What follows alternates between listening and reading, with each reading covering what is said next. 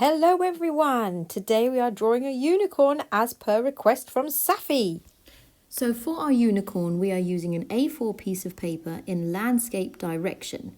Now we're going to start with the unicorn's head, leaving enough space at the top for his horn. So we're coming down for the back of his neck, his back, around his bottom and his hind leg there. Now going back to your first curve, we're going to go down again in a nice gentle curve for the chest, the tummy, and again joining up with the hind leg. We're going to add a simple straight leg at the front and another one for the back leg over there. Now, if you're feeling brave enough, you could add a little prancing leg at the front. I'm just adjusting my spacing a little bit. I realise I have made my head a bit too far away from my unicorn's bottom. And I'm going to try this little prancing leg design at the front, but you could do your leg just standing straight as well if you find that easier. So we're keeping the leg designs really simple and just squaring them off at the end where the unicorn would have his hoof. Going back to the top of the head, we're curving around for the unicorn's face, and then underneath we're giving him his chin and meeting up with his nose. A little upside down U shape for the eye, little triangle on the top there for his ear, and a nice big tall pointy horn going all the way up to the top of your paper. Now you could give your unicorn any kind of groovy hairstyle you like, but I'm going for a couple of big swoopy curves which are going to end in a little flicky sort of spiral design. I like a lot of colour, so I'm going to make the mane of my unicorn and the tail really nice and big so I can fill them up with loads of bright colours. But you could do a little spiky hairdo or a shorter tail. You don't have to do it exactly like this, but I just felt like that was what would look pretty cool. So I have 4 separate segments coming out from my tail, and each one ends in a spiral.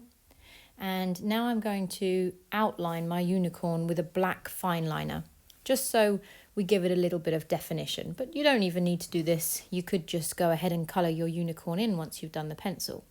I'm not using a really big fat black marker because I want to make sure that the colours of the unicorn really stand out, and I don't want to overpower them by using a black cartoonish looking big permanent marker.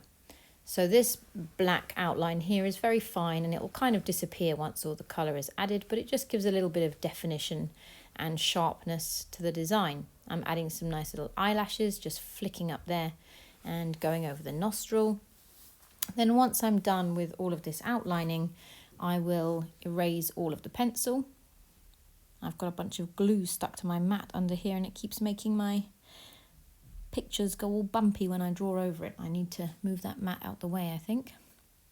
So we've nearly done outlining everything there. I'm just going to give a little bit of texture to the unicorn now. I want it to look like he's got some little kind of spots or speckles coming down the chest area. I'm just adding a bit of hair that would be showing from the mane through the other side of his neck. And I'm just going to add a few little details on the rear, the rump end of the unicorn. So just a few little flowers and some little sprig leaf shapes. But you could leave yours plain if you prefer, or you could even add something different on the back there, like a little rainbow or some stars or some hearts, anything that you think would look really cool. So I think he's pretty much done now. I'm going to erase that pencil, get it out the way so it doesn't look messy.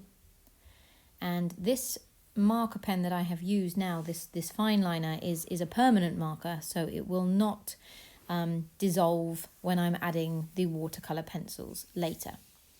So I think that's looking pretty good. Now if we take a look at the colour wheel, when we're adding colours next to each other, if we want them to blend nicely, we should try to use the colours next to each other in the colour wheel. So you can just check out on Google colour wheel, and when you see an example of it, you will notice that there are little neighbouring colours. Now those colours work really well together when we're trying to blend. They won't mix brown. If you use the little neighbouring colours on the colour wheel, they will mix to form a colour which is midway between the two of them. So if you want to achieve this nice blended effect, that I'm doing here, what you need to do is choose a couple of partnering neighbours on the colour wheel and start with one of them, press really, really hard, and then as you are moving away from the area where you've pressed hard, you're just going to shade a little bit lighter.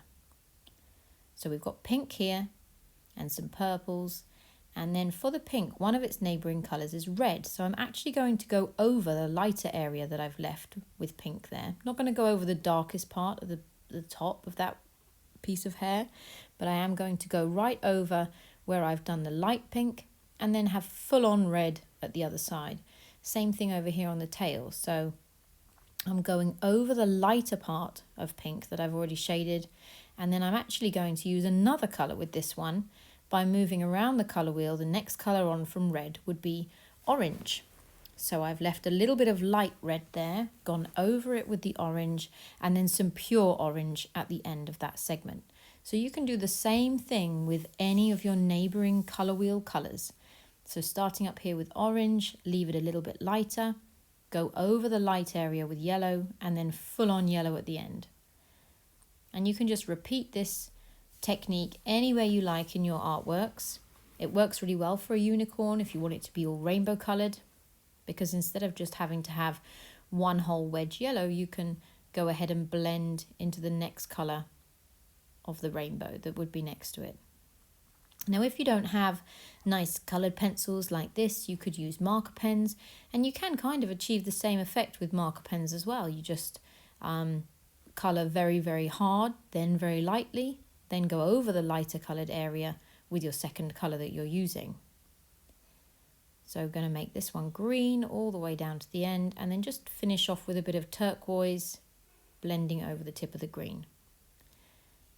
So I'm just using really bright rainbow colours for my unicorn here, but you could use any colours that you prefer. If you just love blues and silvers, you could do a galaxy themed unicorn. You could even do it black and white. You could have your unicorn all just bubblegum pink, whatever you prefer, whatever's your favourite colour scheme. So this is my preferred colour scheme. As you will see on my other videos, I tend to make pretty much everything rainbow. I'm going to leave the unicorn's body mostly white, or maybe a little bit of a pink tinge here and there, but I want all the main colour to be in the unicorn's mane and his tail. So just going to use a tiny little bit of pink around some of the edges of the unicorn, just to make him look like he's a bit more three-dimensional. So if you imagine the light would be hitting your unicorn from the top, if he's in sunlight, and so the underside of him would be where it's got a little bit darker. Now for the sky, I'm imagining that this unicorn is prancing around in some kind of celestial clouds.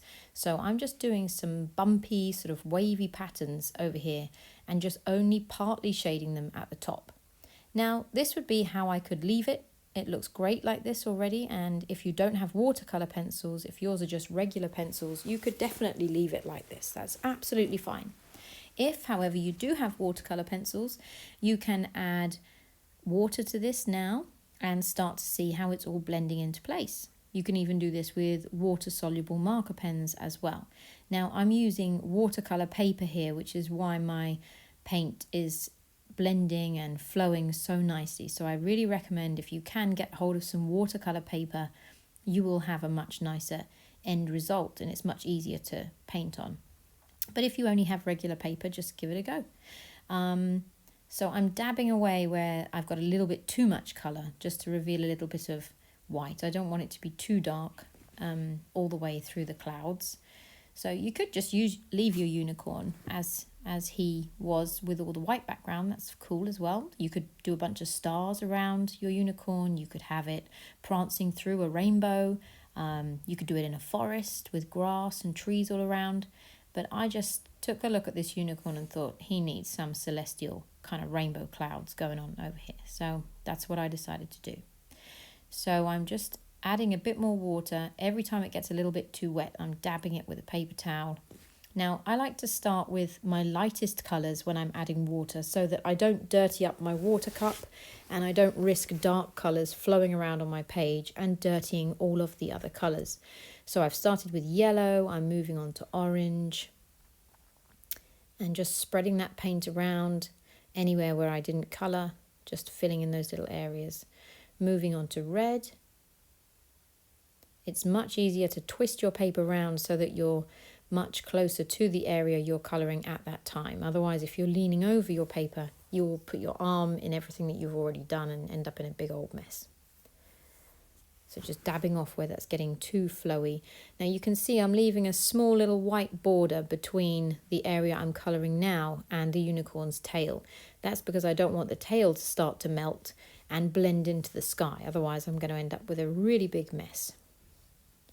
And I'm doing the same thing between the clouds. I'm just leaving a little white border. You could meet them, you could meet the two colours up together and they would kind of blend into one another. But I want my clouds to look nice and neat, so I'm just leaving a small border between the two colours.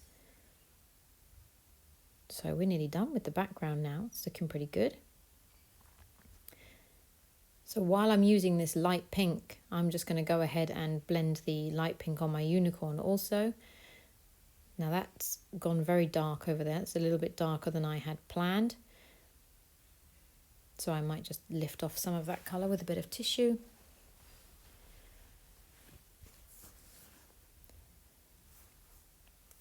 Just finishing off now by working on the mane. Now as you can see, I'm doing pretty much all the pink areas on my unicorn and the sky all at the same time. That's because while my brush is already dirty with pinkish coloured water, I figure it's easier to work on all the pinkish colours at the same time.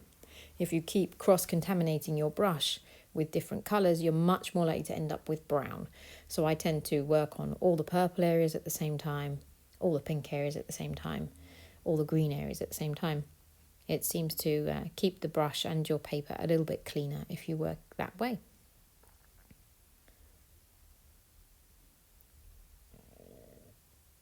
So almost there now, just adding a little bit of water onto the mane and the tail just to finish off, being really careful when I'm doing one segment not to brush over into the next segment of the tail because I don't want my whole tail to become brown. And just finishing off these little celestial clouds over here. I haven't yet done the green or the turquoise or the blues, so I'm just going to work through those. I'm just leaving a little white edge again when I'm meeting up with those clouds. And just the last little bit at the top. If you like this tutorial, why not check out my quick draw drippy rainbow or my abstract floral watercolour quick draw. You can find lots more videos on YouTube or head over to carlyart.org for an online art school. Some more fabulous artworks from kiddos following my tutorials. We have Nico's BB-8 over here. Jack has done this brilliant BB-8. Love the outfit, Jack, too. And Jack has also drawn these fabulous test tubes. Look at those fantastic colours in there. Thomas has tried a BB-8. There is so much cool detail in this Thomas. And Alex has drawn BB-8 too. I just love all the shading. These are awesome, guys. You keep that work coming.